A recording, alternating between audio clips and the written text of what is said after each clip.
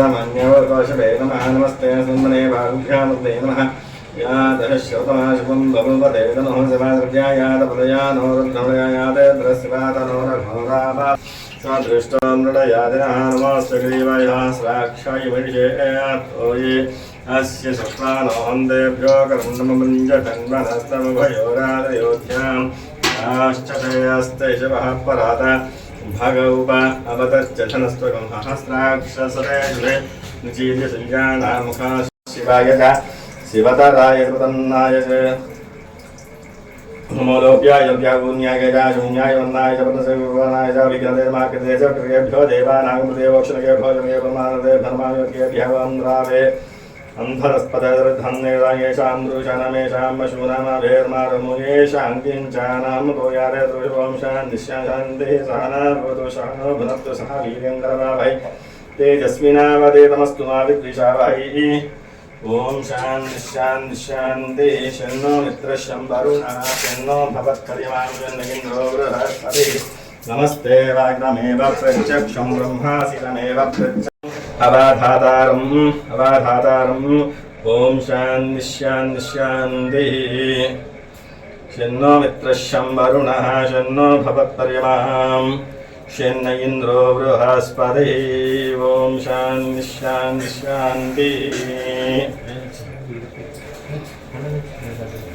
ङ्गरतरदाङ्गरमाशिकं शेपुरुषं शुमानसुदोर्जभोचदेवतां प्रथमोदयेभ्यो भीमसर्वान्यम्बयदर्वाश्चायादान्यसजस्ताम्रवारुण उतभद्रश्वमङ्गलाजयमगत्राभीरक्षों शान्तिः सहना भवतु सहनो भुनक्तु सह वीर्यङ्करवावहै तेजस्विनावधेतमस्तु मा विद्विषावहै ॐ शान्तिः दक्षिणामूर्तिस्मभ्यो नमः पञ्चावतस्मभ्यो नमः जवाभिषेकोस्तु कनकाभिषेकोस्तु सुवर्णाभिषेकोस्तु पुष्टिवर्थं पूर्वारोगामीव वन्दनां मृत्योर्मुक्षीय वामपादयं यजामहे सुगन्धिं पुष्टिवर्थं पूर्वारोगामीव वन्दनां मृत्योर्मुक्षीय अमृतादु पदिमणचन्दनाभिषेकोस्तु कनकाभिषेकोस्तु स्वर्णाभिषेकोस्तु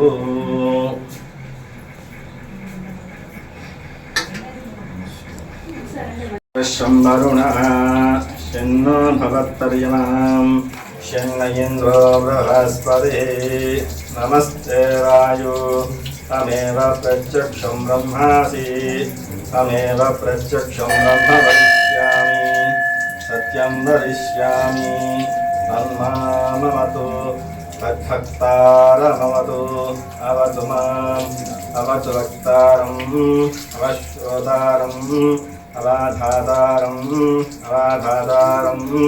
अवानोचानमवशिष्यम् अवस्यातातु अवप्रस्तातु अवोत्रोक्तातु अवादक्षिणास्तातु सर्वलों मां वायि वायुमन्दातु चिन्मयः मानय ब्रह्ममयः ज्योतिः तं प्रत्यक्षं ब्रह्मासि ॐ ज्ञानमयो विज्ञानमयोषि सर्वोक्तो जायते सस्तस्तिष्ठते समिभूमिरापो निलो नलो नभः ॐ चत्वारवात्पदानि तं पुनःत्रयातीतः तं देहत्रयातीतः तं कालत्रयातीतः ॐ शान्तिः మాకు రూపాయి మిగలట్లేదు ఏదో దాద్దాం పిల్లలు దాద్దాం అనుకున్నా లేదా ఎవరికైనా మనం దాద్దాం అనుకుంటే అవ్వట్లేదు ఏదైతే మందుకి వాటికి ఖర్చు అయిపోతుంది ఎక్కువ అనారోగ్య సమస్యలు ఎక్కువ ఉన్నాయి ఖర్చు అవుతుంది డబ్బు నేను కష్టపడిన సొమ్ము దాచుకోవాలి నిలబడాలి అంటే దానికి ఏంటయ్యా అంటే ఈ యొక్క చెరుకు రసం వలన మనం నష్టపోయిన ద్రవ్యం మనకి తిరిగి వస్తుంది అలాగే మనకి ఎవరికైనా చేయబోదుకైనా డబ్బులు ఇస్తే కనుక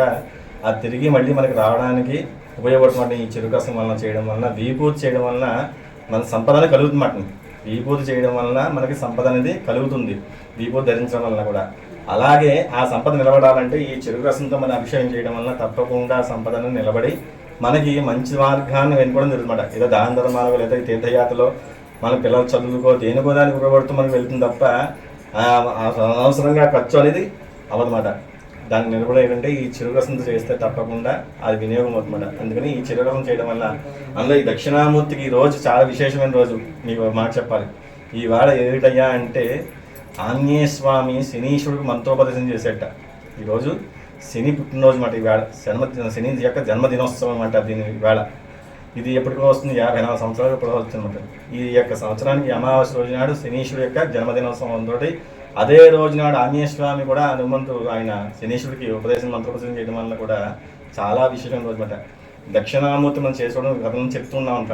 ఏంటంటే ఆదిత్య నవగ్రహ దోషాలు అంటే నేను చెప్పిన మాట కాదు, ఇది చాగంటి కోటేశ్వర చెప్పిన మాట, ఇది నేను చెప్తున్నాను. ఆదిత్య నవగ్రహ దోషాలు అంటే మనకి రవి సూర్యగ్రహం, చంద్రగ్రహం, కుజగ్రహం, బుధగ్రహం, గురుగ్రహం, శుక్రగ్రహం, శనిగ్రహం, రాహుగ్రహం, కేతుగ్రహం, ఈ 9 గ్రహాలు కూడా మనకి అనుకూలంగా ఉండాలంటే కనుక గురుగ్రహం అనేది మనకు బాగుండాలి. ఆ గురుగ్రహం వలన ఈయన ఇస్తాడు. అనుగ్రహం ఇచ్చేవాడు ఎవరయ్యా అంటే దక్షిణామూర్తి ఇస్తాడట. ఈ మిగతా వాళ్ళు కూడా ఉన్నారు, సాయిబాబా, దత్తాత్రేయుల వారు, అలాగే రాఘవేంద్ర స్వామి, ఇలా చాలామంది గురుతత్వం ఉన్నారు. దక్షిణామూర్తి చేయడం వలన మనకి యొక్క ఫలితం ఏంటయ్యా అంటే శివతత్వం ఈయన ఈశ్వరుడు నుంచి ఉద్భవించిన ఆత్మ స్వరూపం ఇది. కనుక పరమేశ్వరుడు ఎలాంటి వాడు అంటే అడగకుండా వరం ఇచ్చేవాడు, ఆపదున్నా వరం ఇచ్చేవాడు భగవంతుడు పరమేశ్వరుడు ఒక్కడే. మనం అడిగిన వెంటనే వరం ఇచ్చేవాడు ఎవరి అంటే ఈశ్వరుడు ఒక్కడే. మిగతా అవతల ఎవరు విష్ణుమూర్తి కూడా పరీక్షిస్తే కానీ ఇవ్వడు. అలాగా గురుతత్వంలో కూడా దత్తాత్రేయులు, సాయిబాబా కూడా పరీక్షిస్తే కానీ ఇవ్వడు. కానీ దక్షిణామూర్తి అడిగిన వెంటనే ఇస్తాడట.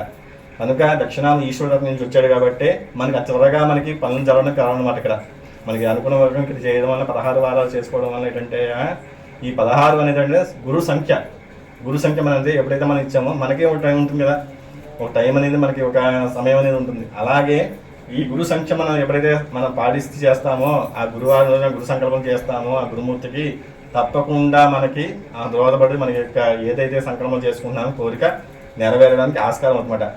కనుక అలాంటి గురుతత్వంలో ఉన్నవాడు ఈయన శనీశ్వరుడు దోషాలు కూడా నివృత్తి చేస్తారని చెప్పి చాగంటి కోటేశ్వర జన్మశని ఉన్నా, అష్టమశని ఉన్నా, అష్టాదమ శని ఉన్నా, ఏనాడు శని ఉన్నా కూడా దోషాలను నివారణ చేసే శక్తి ఒక పరమేశ్వరుడు దక్షిణామూర్తికి ఒకటి ఉందని. దక్షిణామూర్తి కాదండి, దక్షిణామూర్తికి మంత్రం ఉందన్నమాట. అంత విశేషం దక్షిణామూర్తికే కాదు, దక్షిణామూర్తి మంత్రం ఎవరైతే చేస్తారో దక్షిణామూర్తి అభిషేకాలు కూడా అక్కడ మీకు అట్లా చెప్పాలంటే దక్షిణామూర్తి అభిషేకం కన్నా మంత్రం పాడిస్తే అద్భుతంగా పనిచేస్తుంది. కానీ ఎందుకు చేసుకున్నామంటే మనకి ఇంకా అద్భుతంగా మనకి ఇంకా నెరవేరడానికి ఆ యొక్క మనస్తృప్తిగా కోసం మనకి అభిషేకం చేసుకుంటాం స్వామి వారికి చేయడం వలన తప్పకుండా కోరికనే నెరవేరుతుందాం. అక్కడ చెప్తున్నాను ఇక్కడ 100% ఇక్కడ మన 16 వారాలు అయితే చేసుకుంటారో సంపూర్ణంగా మనస్ఫూర్తిగా ఎవరైతే నమ్మకంగా వచ్చి చేసుకుంటారో రాకపోయినా మేము చేస్తున్నామంటే పోతున్నామని చెప్పి మనం చేసుకొని తప్పకుండా మీకు అనుగ్రహం అనేది కలుగుతుంది. ఇక్కడ దానికి 100% నేను ఇస్తాను.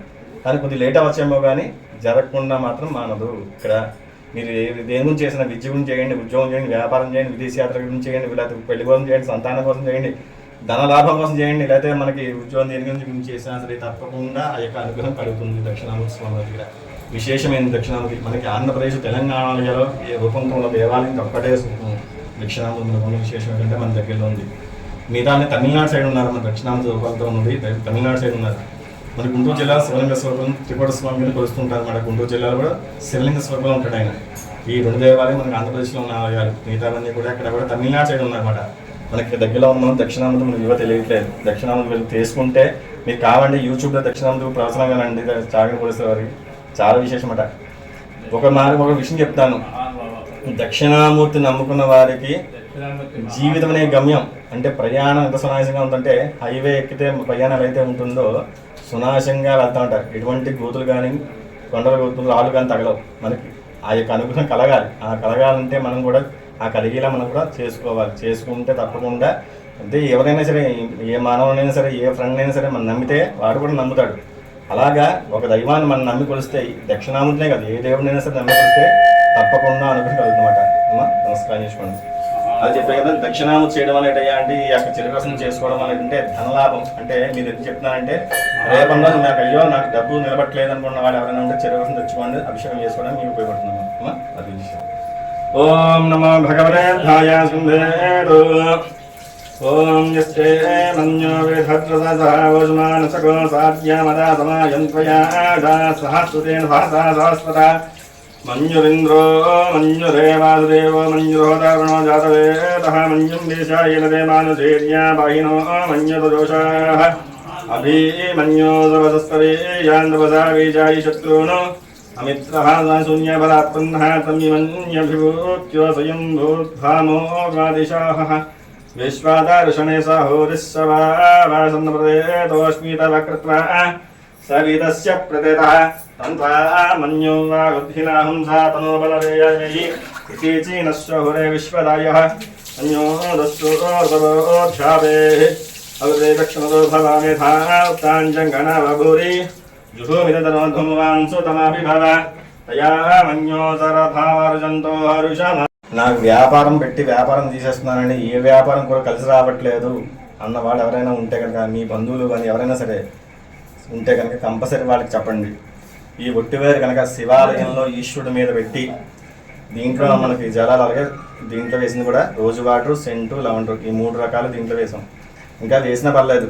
ఈ 3 రకాలు మీరు పట్టుకెళ్ళి శివాలయంలోకి ఒట్టివేళ్ళు పెట్టి ఈ ఒట్టివేరులో పాటు రోజు వాటర్, సెంటు, లవండర్ ఈ 3 ద్రవ్యాలు వేసి ఆ నీళ్లు మన నెత్తి మీద జల్లించుకుని ఆ ఒట్టివేరు ఇంటికి పట్టుకెళ్ళండి. ఇంటికి పట్టుకెళ్ళి 11 వారాలు ఇంటికి పట్టుకెళ్ళి జాగ్రత్త పెట్టుకోండి. మీ దేవుడి దగ్గర మందిరంలో పెట్టుకుని జాగ్రత్తగా అక్కడ కూడా మైలు అవి గాలి తాగకుండా జాగ్రత్త పెట్టుకుని ఆ 11 వారాలు అయిపోయిన తర్వాత ఆ యజమాని ఎవరైతే వ్యాపారం చేస్తున్నారో వ్యాపారం యొక్క యజమాని యొక్క నక్షత్రం బట్టి జన్మ నక్షత్రం నాడు తీసుకుని ఉదయం పూట సాంబ్రాన్ని పొగ వేసి ఆకుపచ్చ రంగు కొట్టులో క్లాత్లో కట్టుకుని ఆ వ్యాపారం దగ్గర కట్టుకుంటే సంపూర్ణ ఎటువంటి వ్యాపారం చేసినా వ్యాపార అభివృద్ధి చెందుతుంది. అమ్మా వ్యాపారం ఎవరికైనా బాగోలేదంటే ఇలా పలాని చెప్పారని చెప్పండి, చేయించుకోండి అమ్మా. ఎందుకంటే కొన్ని జాతకాలు చూస్తుంటాం. అంటే చాలామంది బ్రాహ్మణులు అందరూ కూడా ఉండరు.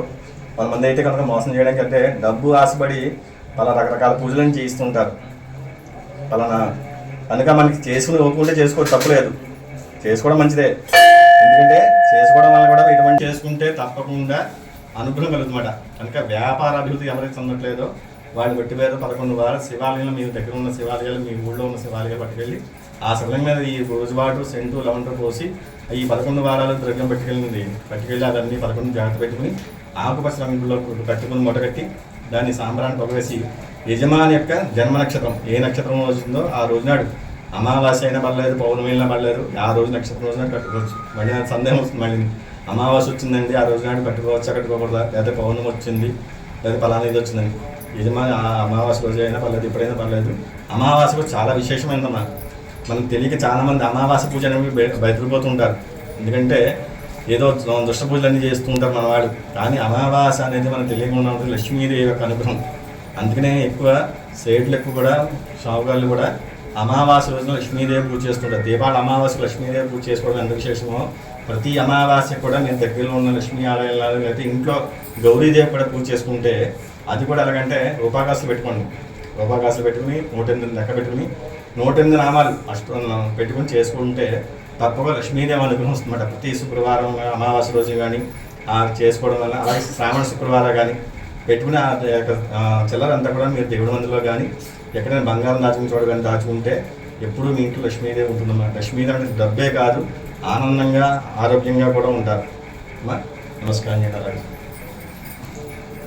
ఓం సహనా భవతు సహనో భునత్తు సహ వీర్యం కరవావహై తేజస్వినావధీతమస్తు మా విద్విషావహై. ఓం శాంతి శాంతి శాంతి. శన్నో మిత్రశం వరుణః శన్నో భవత్పర్యమాం శన్న ఇంద్రో బృహస్పతిః. ఓం శాంతి శాంతి శాంతి. తేజస్వినావధీతమస్తు మా విద్విషావహై. ఓం శాంతి శాంతి శాంతి. బ్రహ్మణే నమో నమః. సంపూర్ణ ఆయు ఆరోగ్య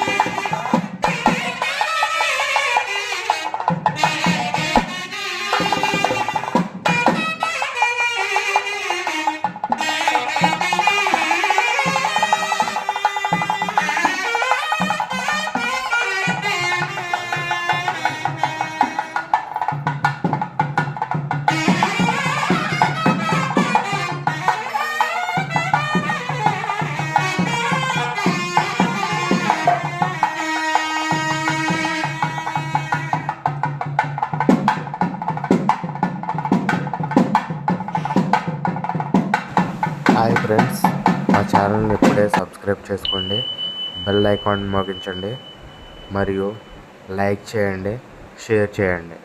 థ్యాంక్ యూ మై వీడియోస్.